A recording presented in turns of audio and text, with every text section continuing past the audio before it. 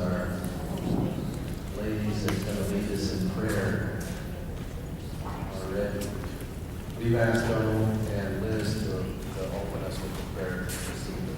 We were waiting for Dusty, but he isn't here.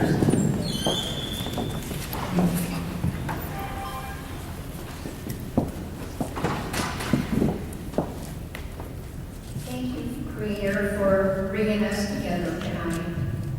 We're here meeting with our leaders from our district on some very important subjects.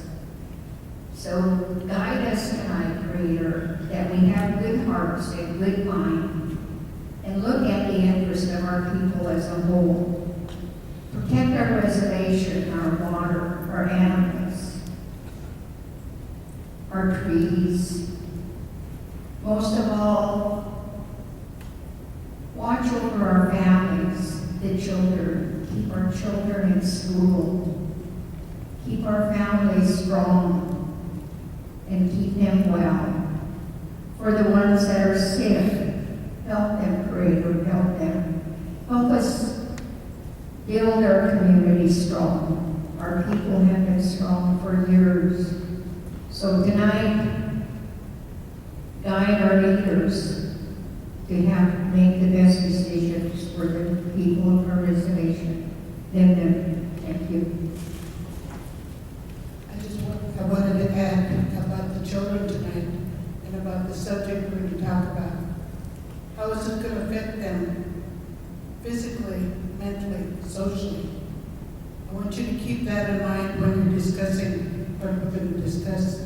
Keep an open mind, and because we have to think about our children and our grandchildren, because they're the ones that are going to be leading us in the future. And we shall be well and keep an open mind. Thank you, ladies.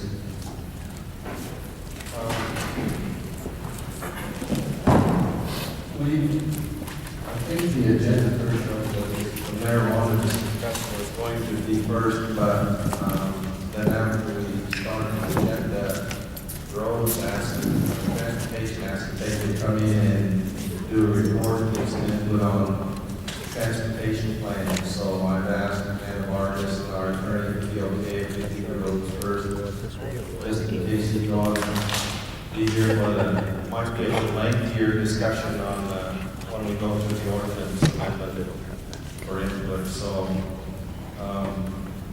let me ask Sean and William and whoever else you have with you to come up and present.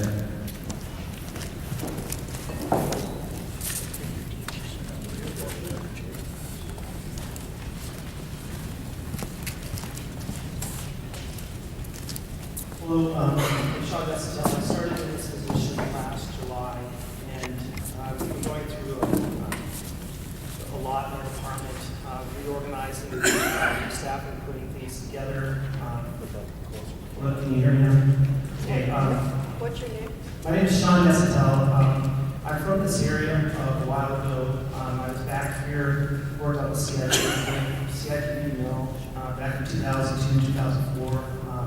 I come back from the tribes. I live in Cholula, and I commute part-time to Cholula at times, but I have an office here in Escalon. And I started my position about 6 months ago, back in July 2014. And we're reorganizing the department right now. We've had a lot of staffing changes, and so we're trying to put a plan together and move forward. We just had a TIP approved through the council, and the project has to be on the TIP in order to be officially funded with federal dollars. TIP is a transportation improvement program, and this is part of actually the TIP development is having community meetings like this and getting your input in this, actually what should be on the TIP. So the TIP can be modified over time. So if you have any additional ideas from this community input, it could be, we can modify the TIP through the council. So this isn't, as they said, it's a vehicle in order to fund these projects and move forward. As long as it's on the TIP, then we can then move forward with funding and actually doing construction. So, and William's our transportation planner, and he's been instrumental in putting the TIP together and guiding through the planning processes. So I can pass it over to William and maybe discuss some planning aspects. Okay, well, as you said, the TIP is the list of projects we're going to implement, and TIPs are typically developed kind of like 4-year cycles. So, you know, the involvement we get today, it's going to take time to implement. So, a lot of these projects kind of developed in Brian Clark and Jason Palmer. So, a lot of these projects take 2 to 3 years to plan and develop. So, I mean, if there's, with some of your input and feedback, like with issues you may have, it might take some time to address them. But there's other stuff that we may be able to address, you know, in the more near-term future. It kind of depends on what the project is. We have a lot of projects in Omak district that will be implemented hopefully this year.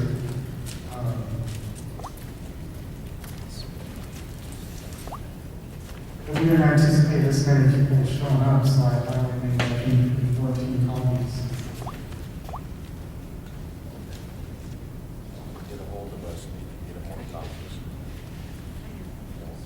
Well, if you get a hold of the council or contact Sean or myself, we can distribute copies for yourselves.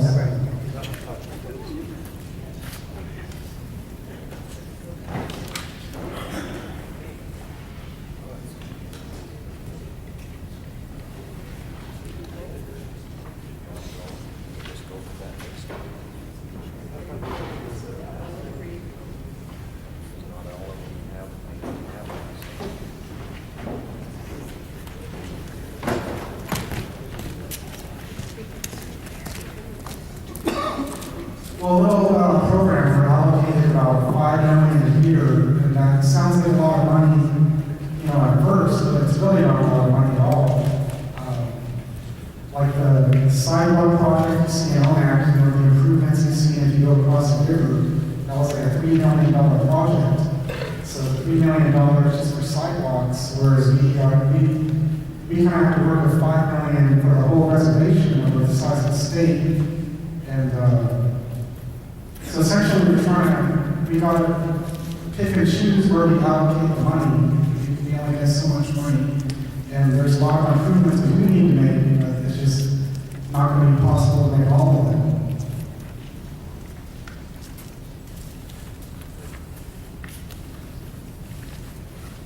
Like William said, we have this set amount per year.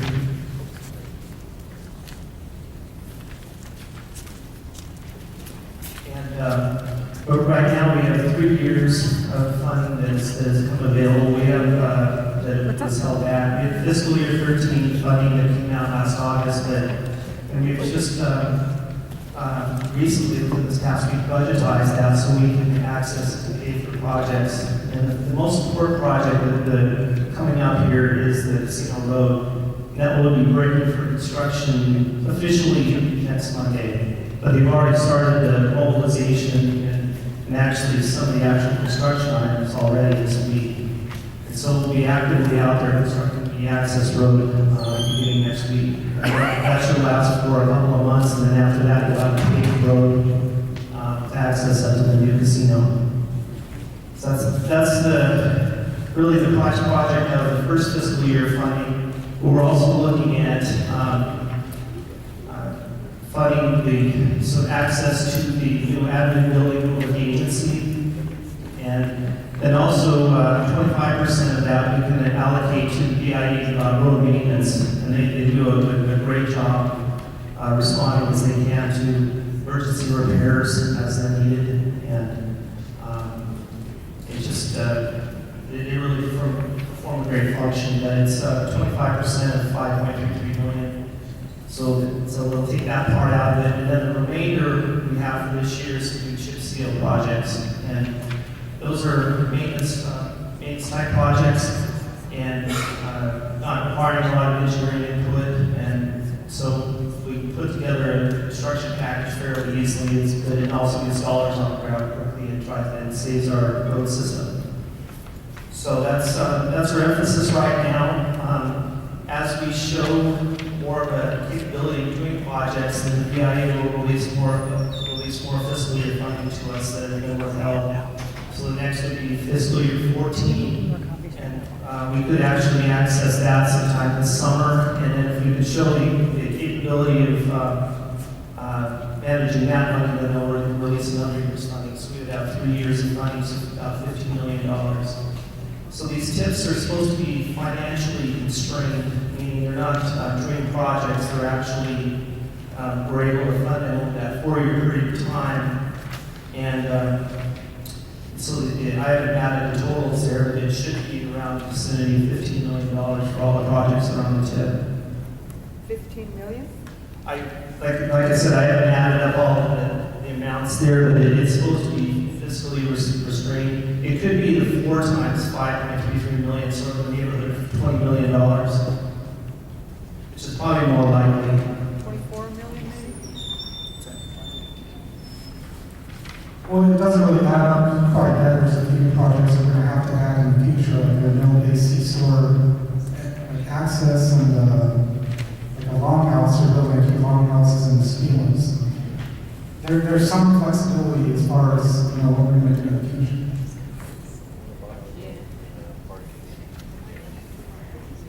Yes, we, go ahead.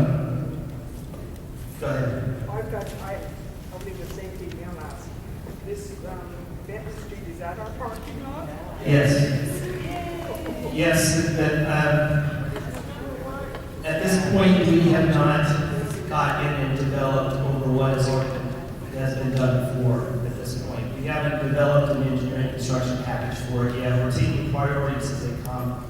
The main priority right now is that access road and getting it in satisfactorily, and that's going to take some effort. And I did a walkthrough on the site before I came to the meeting today, and there's actually issues that come up that need to be addressed right away. That's going to take a lot of effort from our department to make sure that happens. And it's very important for all of our membership to get that access road right.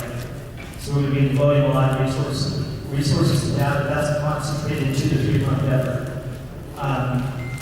We're going to work mostly on the chip skills and also engineering studies and environmental work background that it's going to take to do with the Benton Street project with community center here. It takes a full range of effort, environmental studies, a whole just planning input. We try a lot of things that just take time, and there's no way around that. And so, you know, we also have to prioritize the 4 districts across the reservation, and they have their issues. I know this is an outstanding one we need to take care of. We'll do the best we can.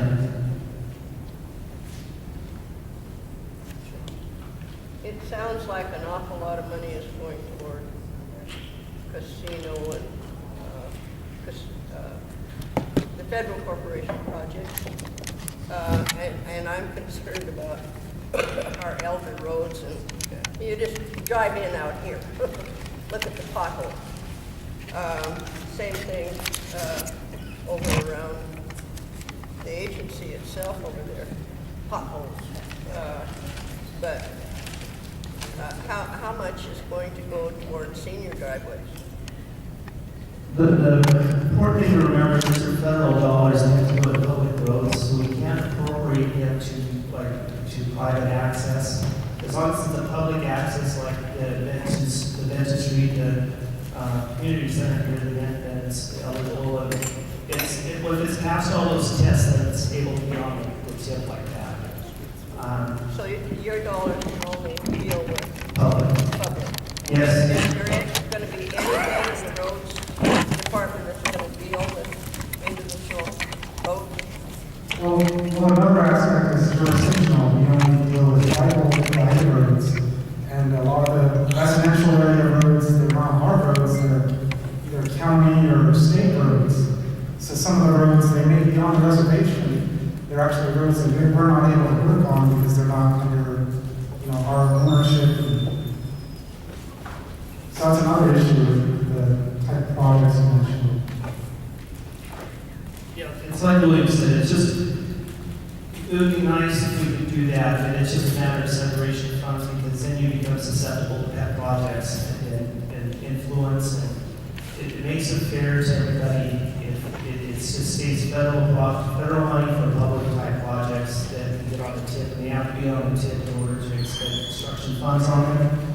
The type of repairs you're describing around the agency and isolated cases where we have some major failures is that we do have BIA road maintenance available to go out and take care of on a case-by-case basis.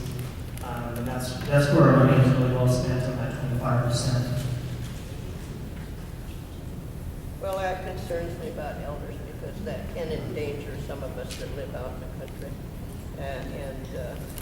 Yes. Roads get washed out. It's become impassable, and if there's a stroke, a heart attack, or any other emergency, then we're just out of luck.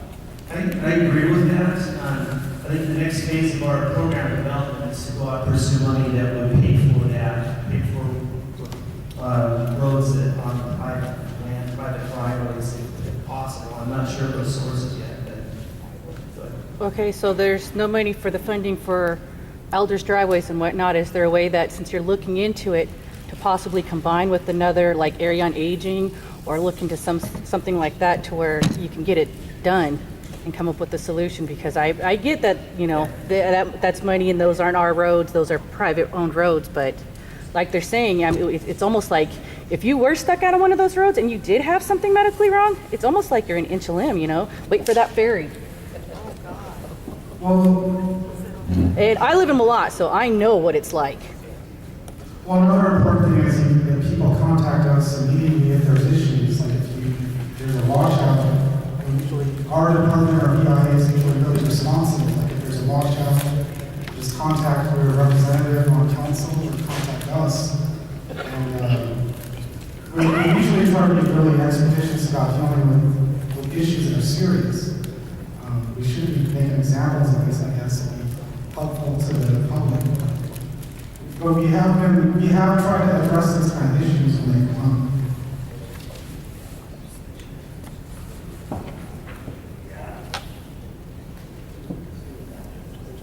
is there any further questions? Question I have about around the senior mill side, community center, and the health. Now, who does those, and who does the maintenance on those roads? Who's an enterprise?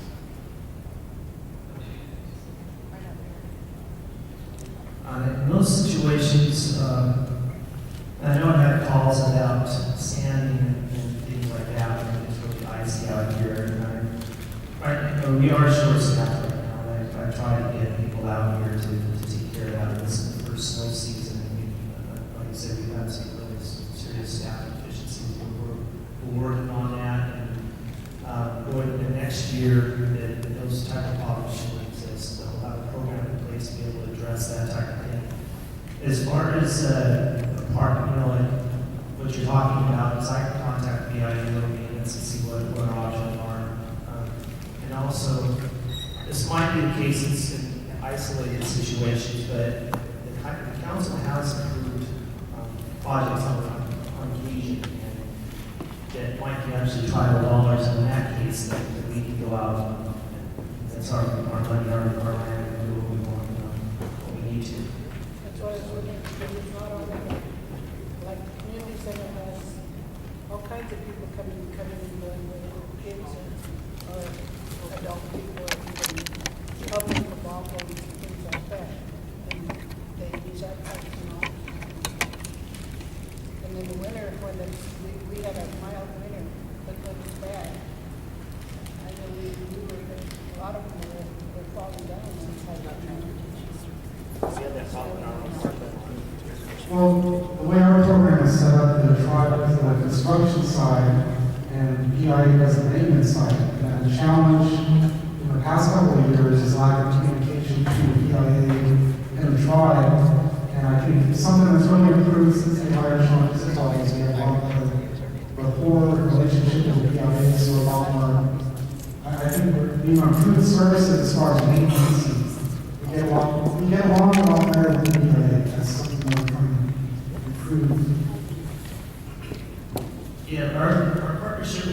a wheelbarrow cap, and they actually, our understanding with them at this point is that they will release money for additional projects. We're showing progress, we actually have shown progress on the satisfaction of the IA, so if we're able to spend money on these projects that we've already looked at, then we would be able to continue forward with further awards.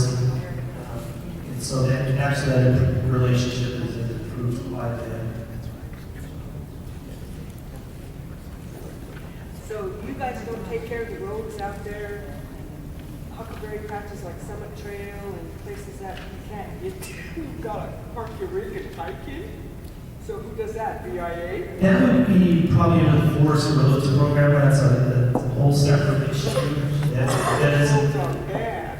yes, and that's completely separate from DOT. And they were joining at those two programs up until this year. They were separated. And so now the Forest Roads program is down to minimal staff, and then assuming it's going to be going forward from there, a lot of that is Forest Roads. Okay.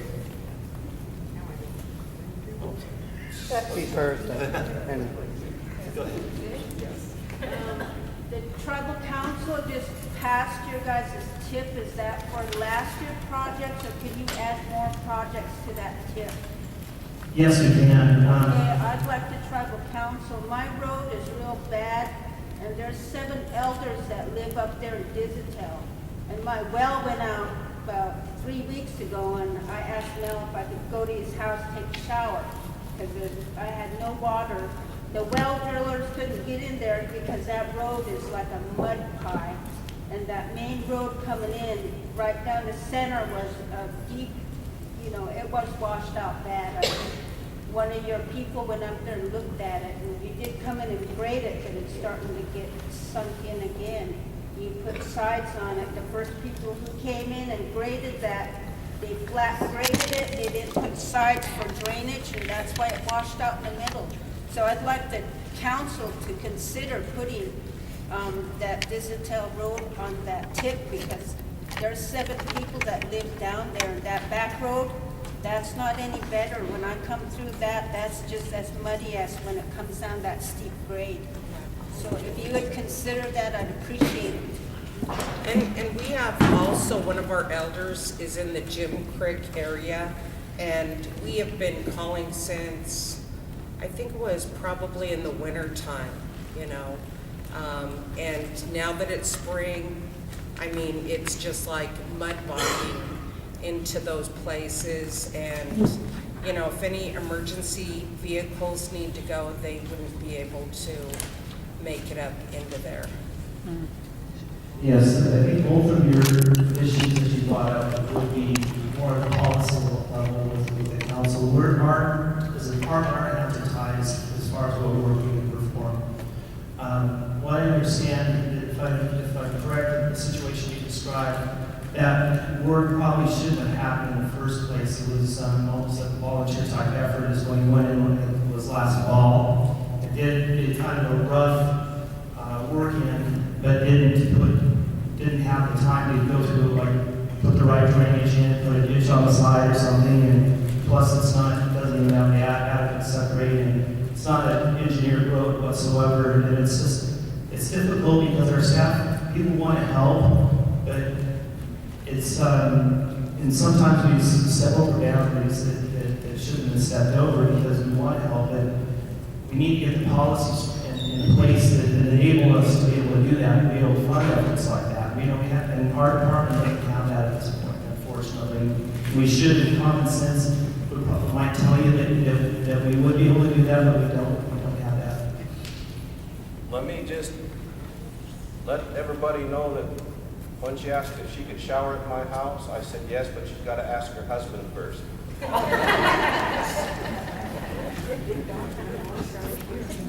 Didn't I? The elder. You gotta go to the elder first. Yes. You gotta go to the elder first. I'm going to direct it to the council because you can't answer me. I hope that you take this into consideration of the Elder's driveway. Now we have 1, 2, 5 of us on Van Brent Road that are elders. There's one disabled person.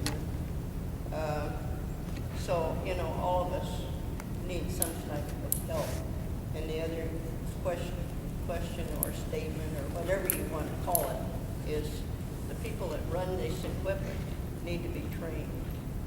I know you need to build your road up in the center so the water can run off, and this flat grading like is being done is just adding to the problem.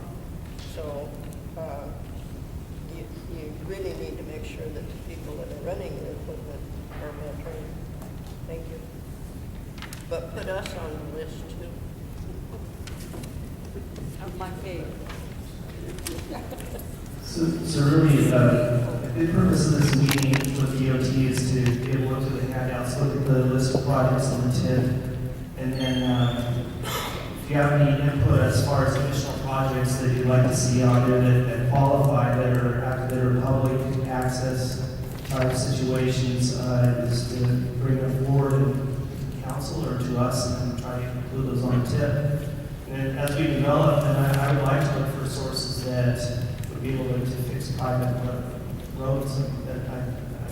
When we have got to that point, we have $15 million to spend on across the reservation for districts and building up the staff. So we would take one thing at a time, but I totally understand where you're coming from. I know there's this film every day. You already see that, I guess, the state already out there filling the potholes. Is there any way that you guys can start filling the potholes in some places? That's a good question. I'll talk to the road maintenance person about that tomorrow on this stand. I don't know why we would delay when other people are doing it, but we also have higher elevation places where there's still like road restrictions, and you wouldn't do that. And we wait till the road and dry it out. A lot of places here are lower elevation, warmer temperatures, and they've already been through that cycle where they're getting ready for summer. I have one more question. Other than the hard time, is there an amount of times that you come out, or you funded only so many times to come out and grade our roads? Or is it just, I know the guys come out and check our roads and who's been grading our roads and doing a better job about it of getting it built back up instead of just grading it flat like they're talking about. But, and they did come out when the washout happened by my grandma's place, but it seems like we need some more stuff on there because we're getting back to just bone rock. And since those cattle people bring out their cows to drop it off, they have their great big semis and just screw up the road just after the guys grade it. I don't know if you can put restrictions on them not coming through that way and they need to go down by the lake. I don't know, but they really screw up our roads. Yeah. As far as road restrictions, we have the official ones on paved roads, and I'm not sure about gravel, what we can do with that. We can look at it, yeah. One of my ideas, again, once they're more established in this department, get things going, is develop a maintenance schedule with the EIA, put it on an actual project schedule, so that we're looking at these things on a regular basis instead of doing repair way back 10 times a year or something, or after that cycle is already over. I know that I came over the river road today, and one of the things we want to do is chip seal that road to try to preserve its condition. I'm actually very concerned because it's getting to the point where I wonder if new construction is required. That's the type of things we're trying to look at. It's actually better than the hiding bridges that go into the river road because the river road is so damn rough. Yeah. I mean, Yeah, William said we're trying to spread the set amount of resources over a large reservation. A very large reservation road road mileage wise. We just have a very small amount to be able to cover all the needs out there.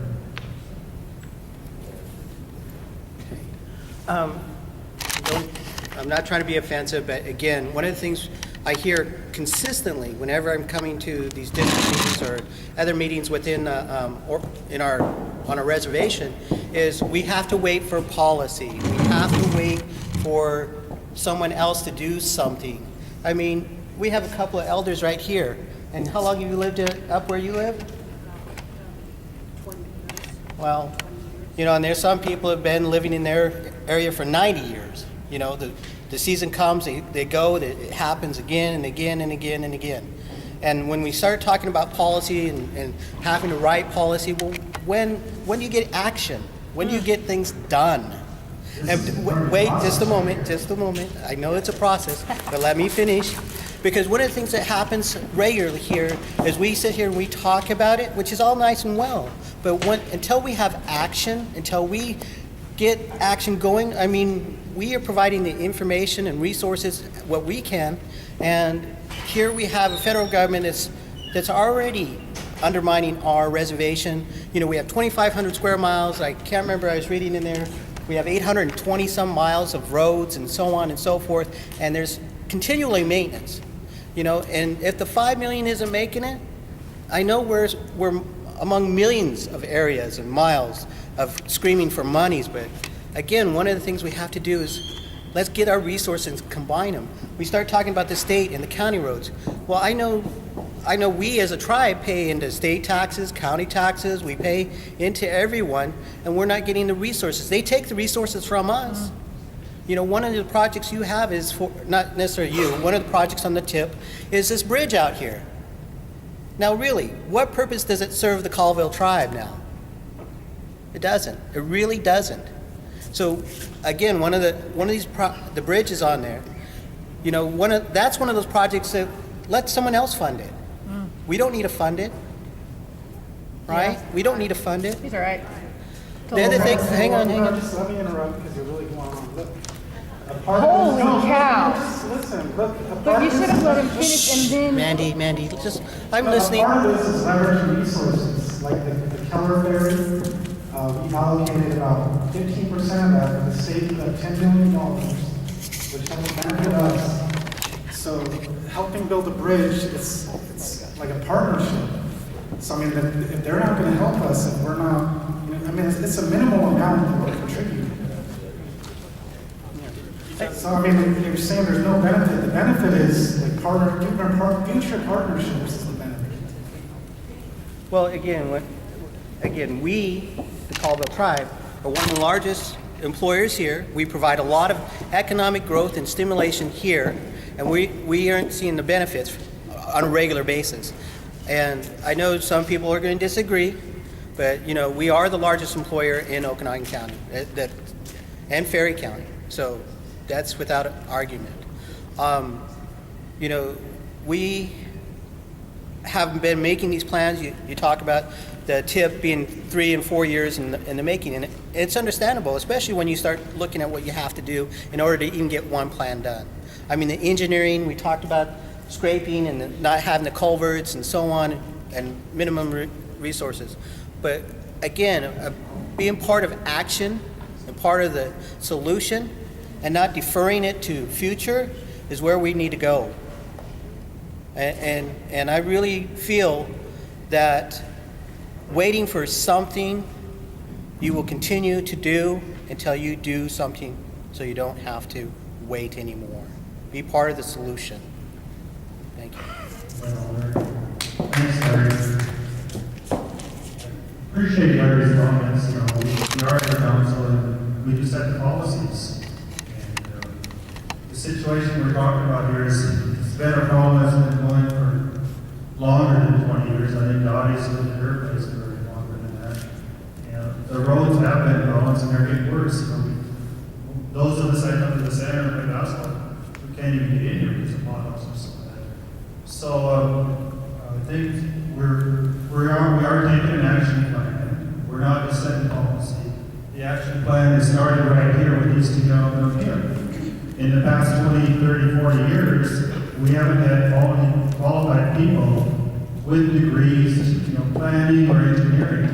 These two individuals, Sean's an engineer, Bill's a planner, and those are the first steps in solving, in an action plan, in solving our roads problems on the reservation. So that part of it we're addressing, and we're listening to all the input from everybody. So what they're talking about is a tips list. Those are problems that have been identified in the past, the projects that they're going to work on. So we're here now, this week, we're going to take your complaints, if that's what you want to call it, and we're going to add it to this list, we're going to prioritize it, and we're going to get it fixed. So we're not just policymakers, we're actually going to action. Well, first of all, I want to apologize. I wasn't trying to seem rude or anything. I was not offended at all. Okay, well, I just don't want it to come across like I'm trying to be rude. That's part of the issue with our department is we haven't had a professional engineer with the roads department since Brian Clark. And Brian Clark hasn't worked for the tribe since like early 2010, like January. And when I started, I was literally the only person in the department, like a master's or bachelor's. So, I mean, we're like one of the 10 largest roads tribes. And I don't think we have quite the expertise that was necessary to address a lot of the issues that need to be addressed. But I think right now, we're kind of in the midst of a lot of improvements because there's been a lot of inaction the last 3 or 4 years. But I think this year is shaping up to be probably the busiest construction season for the tribe in probably decades. So we're trying to address a lot of issues. And I think we've made a lot of improvements in the past couple of years that you're going to start to see results here pretty soon. Just one more thing in regards to that, and thank you. I appreciate that something's going on, but again, we need to start talking about continuity. I mean, Brian Clark was 5 years ago now, and who was there before Brian, blah, blah, et cetera. And I'm not trying to discount anyone or anybody or what's happening. The fact is that we don't have a continuity. If for some reason both of you decide to move on tomorrow, how are we going to ensure that continuity? Are you the key players, or is there a plan that will surpass you? Well, a part of that, like the lack of continuity, that was part of something that we needed to implement. Like we needed planning processes, there needed to be a rationale behind projects. So that's something that we tried to implement in the past year and a half, couple of years, is like actual processes behind selection of projects. Because I think before you would see projects that were kind of like council pet projects, and then they'd move forward on this stuff, but then they vote that council person out, so it's like, well, new priorities. But right now, we've implemented planning processes where hopefully this stuff will be set in stone, and like this group's been really good, and then Ricky Gabriel has been really beneficial to our department as far as supporting, putting stuff in stone where, priorities won't change if he's voted out or if, they're voted out or whatever. So that's something we're trying to do is establish continuity. Again, going back to that aspect of continuity, it's just like, it needs to be like a river, right? It goes irregardless. There's a cycle there that's continuous. And it shouldn't be up to the council, it shouldn't be up to the individual, it should be up to the plan. We should see our goals accomplished, we see our plans and our dreams to go forward. And until we can truly address those and see that 10 years down the road, this is what we started today, 10 years, this is where we're going, then we have another 10 years. And I've said this many, many times here, so maybe I'm beating a dead horse. I promise, my last question. I'm trying to get gravel on my new driveway, and I know it's my problem. But what I'd love to have is Marcane, and our Marcane pit is closed. And checking with the BIA, BLM closed it because of the danger situation up there. It needs to be blasted, and somebody's got to come up with the money to blast it so it can fall down to where we can get back in there again. But Marcane is by far my preference, and I understand that I would have to be responsible to haul it or have someone haul it for me, but that's what I much prefer. So that's a question for the council. Is there any way we can get the dollars to get that blasted and get that pit back into use again? Thank you. We have availability with the county department's contacting me today.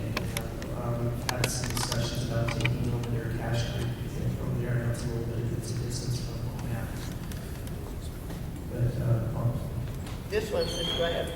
And the council has been talking, where do we get funds to make the marketing available to our people here in the district? They haven't come up with a number yet, but it's being looked into right now. Thank you. Because we all need it. I mean, I just live outside the boundaries of the town, and we need it, so we all need it. So we'll work to get that marketing. Put it down, right?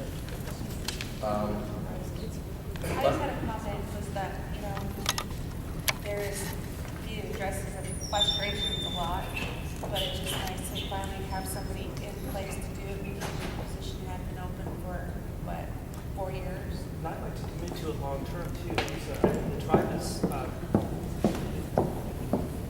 the tribe in my situation is treating me very fairly, and I live where I'm at, and I would like to, I'd like to retire in the position, actually, to be honest. I'd like to develop the program and be here for a period of years, and I'm investing a lot of my time and effort right now in getting this going, a lot of time. And, and kind of going back to, it's got a process with a lot of his comments. I know it represents a lot of your thinking, and it kind of goes from there to there to us. We're constrained policy-wise, but your input does make a difference. Whatever community voice you have, get a project on the tip. We went ahead and pushed through a tip before the meeting so we could have an actionable document to go forward with to get projects. That's how our department has tried to push this. We pushed it forward before we should, because we should have had this meeting first and then have a tip. But we went ahead and got a tip, so we have that in place, and now it's open to modification through the process. You can add a project to it, and then we can work to get that prioritized with the rest of the districts and then get an actual project going. But like William also says, it'll take a couple of years to develop a project, unfortunately, with all the planning that we have to go through with the tribal and also coordination with the state and county.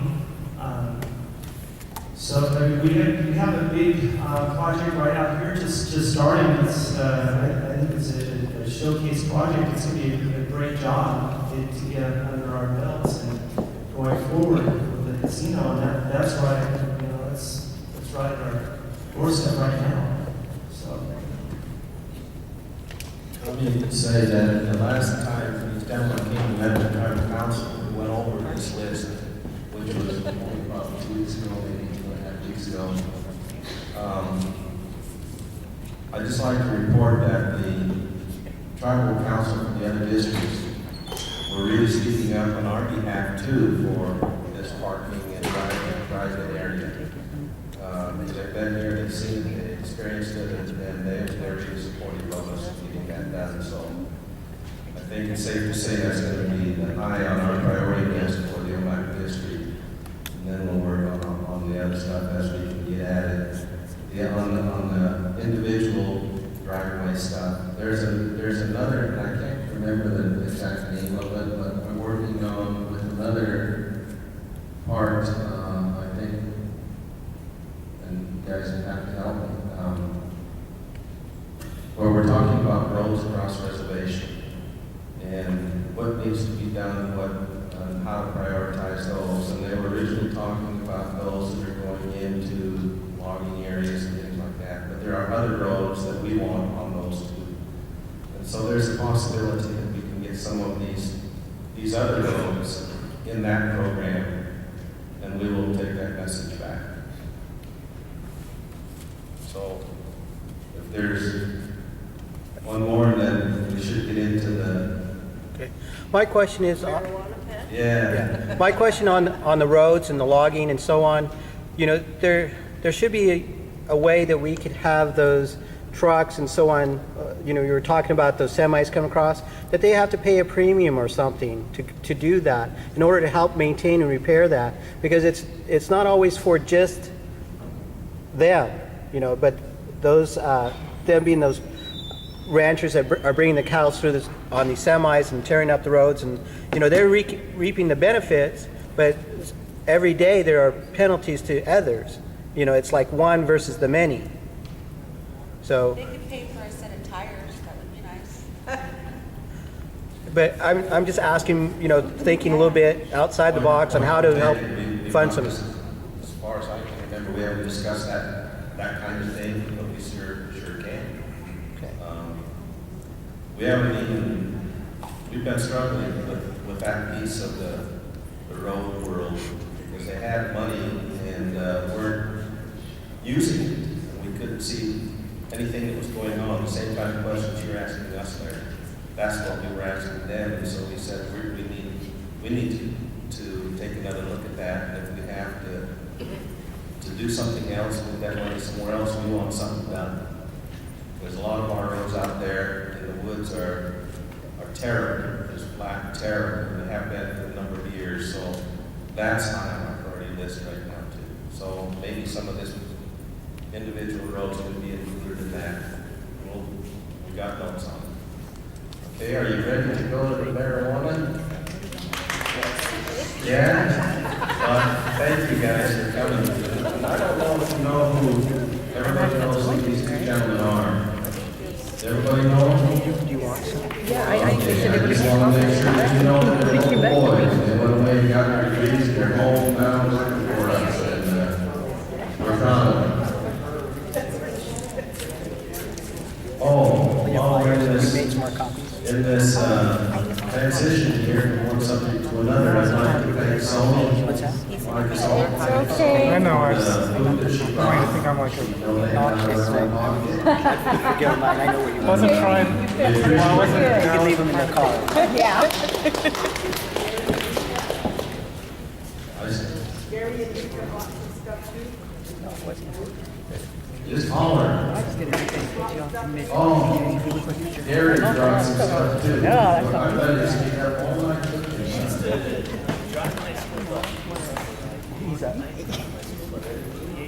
I'm gonna go get it.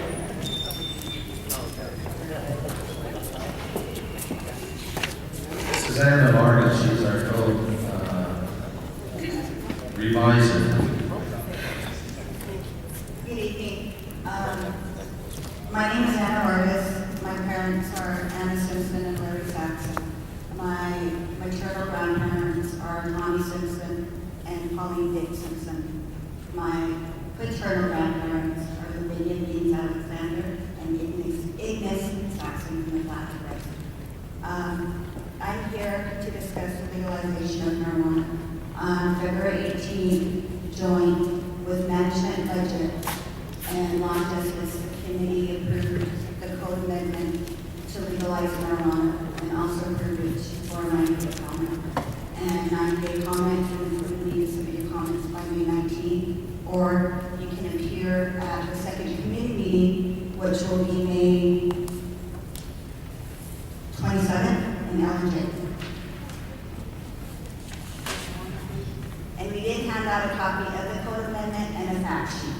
And if you don't have one of those, let me know. And I also brought some index cards if you guys want to make comments. Because you can make comments here, your voices can be heard, but if I don't have them in writing, I don't have anything to submit to council. So it needs to be in writing. Thank you.